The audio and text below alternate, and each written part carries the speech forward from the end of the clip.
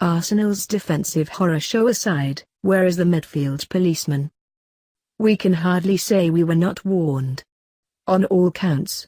Arsene Wenger had mentioned Alexandre Lacazette's prolific strike rate, a goal every 80 minutes last season in France, in explaining the new club record signing, and the wait here was more like 80 seconds. And yet what felt like the perfect start for Lacazette was perhaps also the worst for Arsenal. The optimism that suddenly surged through the crowd seemed to breed complacency rather than sure-footed confidence, and even more predictable weaknesses were soon evident. Yes, there was a caveat. There always is. Arsenal were without their foremost senior centre-backs in Laurent Koscielny, Permertzaka, Gabriel and Shkodran Mustafi, but what also followed was the sort of defensive horror show that has persuaded most bookies to make Arsenal outsiders this season for a top 4 finish. 2 goals were quickly conceded, a state of nervous panic seemed to surge through the team, with Rob Holding appearing worst affected, but they of course retained their usual attacking edge. The score could pretty much have been anything by half-time, but, with Arsenal as susceptible as ever on the counter-attack, Wenger was probably relieved for it to be 2-2. That nothing really was tightened up at half-time was no great shock, and that Jamie Vardy should then score with a free header from a set-piece pretty much summed up the kamikaze performance.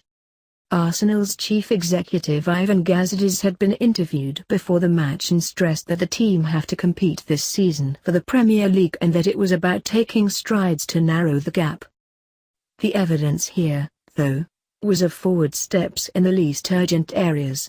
Yes, Arsenal already carry more attacking variation with the option of Lacazette. He is a more reliable finisher than Olivier Giroud, and those qualities should make a difference this season in helping Arsenal turn their usual dominance of possession into more goals. The statisticians will tell you that this is what cost them the title in the year that Leicester triumphed, but many of those who have watched Arsenal week in and week out over the last 10 years will raise something rather different. Where is the midfield policeman? The commanding presence who will patrol the area in front of the defense and provide solidity.